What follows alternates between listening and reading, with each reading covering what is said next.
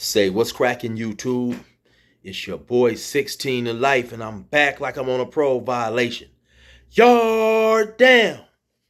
Now, for those of y'all that's new to my page, in 1994, I got arrested. I was eventually sentenced to 16 years plus life, and I served 24 years straight in the California prison system. During those times, I accumulated some good stories and insight related to prison. I'll share some with y'all today. If you like this video, be sure to hit that like button, leave a comment, subscribe, and most importantly, hit that notification bell. That way, anytime I drop a story, you can hop on it ASAP or whenever you're ready. Also, for those who ask, hey, chill, why sometimes you add that intro on videos and sometimes you don't? Well, actually, this is not the intended video that I have for you guys. Earlier, I was working on a video on my computer, and during the editing process, my computer started tripping. And that's why sometimes, so now I'm uploading this video on my phone. And that's why sometimes the video will have the intro and sometimes it won't. If I upload a video on my phone, then I'm unable to include that intro. I must do that from my computer. So that's why today's video does not have that intro. Anyway, though, let's get into this video.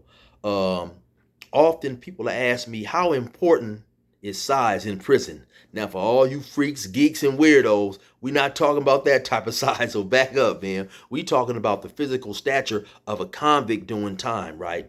And initially, I was thinking that it's not necessarily important, right? But then the more I thought about it, I definitely would say it definitely has a great importance, and I listed a couple of reasons, right? One reason, right, is definitely because of the intimidation factor, right? You will have a lot of dudes who want to come on here and they want to play the tough guy role, talking about they ain't scared of nobody and this and that, and some aren't, right? But a person's size is always a factor. You always have to consider how big this dude is. You know, even if I'm not scared of this dude, if this dude should happen to get one punch in, it might be nighty night. You know what I'm saying? So a person's size is always an intimidating factor. Then, of course, you know, we do have those who are fearful of a person if he's much bigger than they are, and they won't fight that person. And that's just definitely a fact, right? And so I've seen that a lot in prison. I've seen some dudes say, "Oh man, I'm not gonna fight that dude. He's too big. He's bigger than me." So size definitely does play a part in it, right? Then, of course, also as well is your strength. You know, if you're a big dude, you're going to have a decent amount of strength. And that's also an important factor, because if you happen to do time, especially in prison, and you stay at any particular prison, or you're in prison period for any long amount of time, the chances increase that you're going to have some type of encounter, right? Some type of confrontation or whatever. And being strong definitely can benefit you in that encounter. And that it not necessarily always will, but it can. Especially if you happen to get into it in your with somebody or in a cell, right? If you go in a cell to handle your business, because the cells are not extremely big. Some are bigger than others, but none is extremely big. And more times than not, an altercation in a cell is going to lead into a lot of wrestling, tossing the person around, and of course that always benefits the person who's the strongest, especially if the stronger dude falls on you or gets you in a position to where you don't even have enough space to free yourself from that particular situation or that particular position. Him being stronger than you can definitely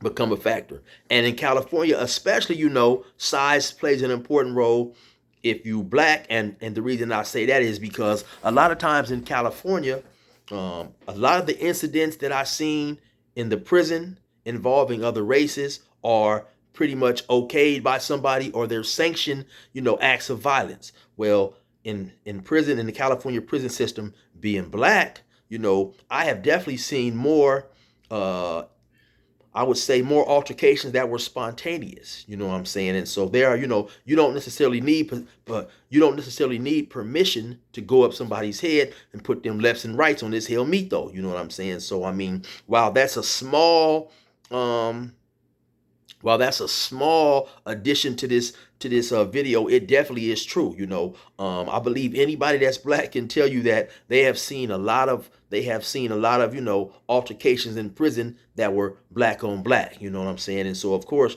you know, having some size can help you. You know, It doesn't necessarily always guarantee that you're gonna win the fight. Now, if you guys happen to pay attention to my thumbnail, um, on that thumbnail is a dude who I done time with, and his name is Dan Tanner. And physically, he was the biggest dude I had seen in prison. Well, actually, in the county jail. I was in the county jail like around 1995. Now, by the time I got to prison in '96, the California Department of Corrections had removed all the weights from most of the prisons and eventually would go on to move all the weights from all the prisons. Well, in 1995, as I was in the county jail, Dan Tanner was also in prison, but he was brought down to the county jail on an old charge or a new charge that was brought up against him by Riverside County. And so when he came from prison, of course, they still had the weights at the prison that he was at, and he was an enormously big dude, man. I would like to say somewhere around 6'2", 6'3", probably about 250 pounds, 260 pounds. Pretty much all of it muscle, man. This dude was an extremely large dude. And yes, you had a lot of prisoners, not only prisoners imitated by him, but you also had a lot of the sheriffs that worked in the Riverside County Jail. And, they made special allowances. They didn't try to enforce rules on him that they enforced on other people. They, let him have special jobs and stuff. They always offered things to him first.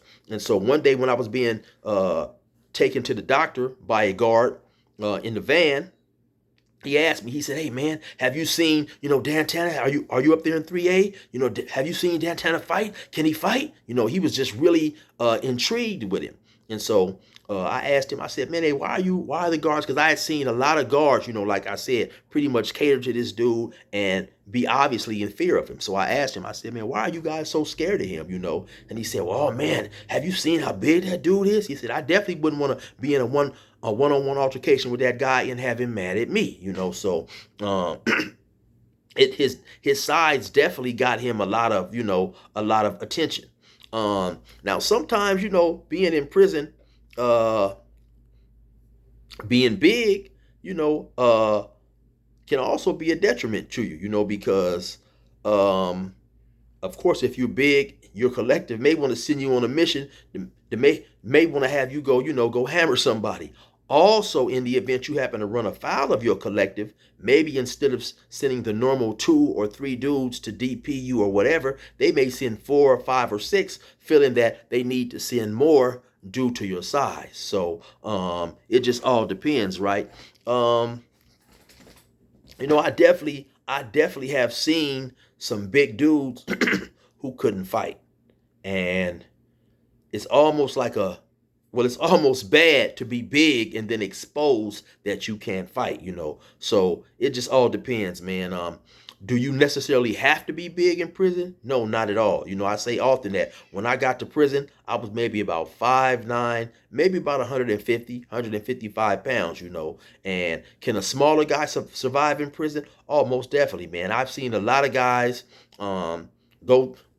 a lot of smaller guys go through prison being small and not have any trouble at all. Then I've seen some smaller guys who, while they were small in stature, they still was line pushers. They was on the front line. They wasn't no cowards, and they was confrontational as well, man. That brings to mind a dude by the name of Blue. Now, Blue wasn't necessarily confrontational, but Blue was an extremely small dude, man. Blue was probably about, I want to say, maybe about 5'5", maybe 5'4", probably about 120 pounds, 125 pounds.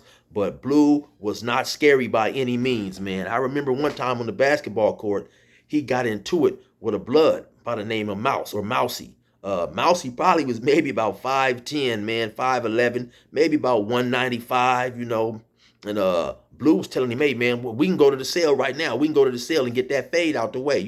Mousy just laughed the dude off, man. But Blue was dead serious. Blue definitely wasn't no coward, and he done his time and ended up going home, without any altercations. Being small definitely wasn't something that he wasn't worried about. I know a lot of small dudes who survived in prison, man. Another dude that comes to mind is a dude by the name of Yitty. Yiddy happened to be from New York, and a lot of people ask me a lot of times, man, how do people, when they're not from California, how do they fare in the California prison system, or how do they get along? Are they mistreated? Are they, harassed? And once again, it just all depends. But for the most part, I have to say no. As long as you carry yourself in a respectable manner, you're not disrespectful.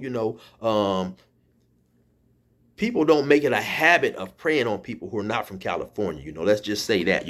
In some situations it does happen. Now if you're from another state, or if you happen to be from the state of California and you don't gang bang, do some people find that as a reason to be more willing to prey on you, knowing that you don't have any homeboys? Sometimes. But being being big is not necessarily a requirement in prison. I've seen a lot of dudes, man, have no problems with fighting a bigger dude. Going in the cell, man, and fighting the dude, or fighting the dude outside on the yard. So being big doesn't necessarily and automatically prevent a person to want to fight you, and it doesn't necessarily and automatically give you control over the prison, over what prison yard. But at the end of the day, especially in California prisons where there's a lot of violence, being big definitely could help. I also think that maybe in some of these other prisons, who sometimes people will get at me about and say, hey, chill, I'm from this type of prison and we don't have all that racial dissension and segregation down there in California that you guys have.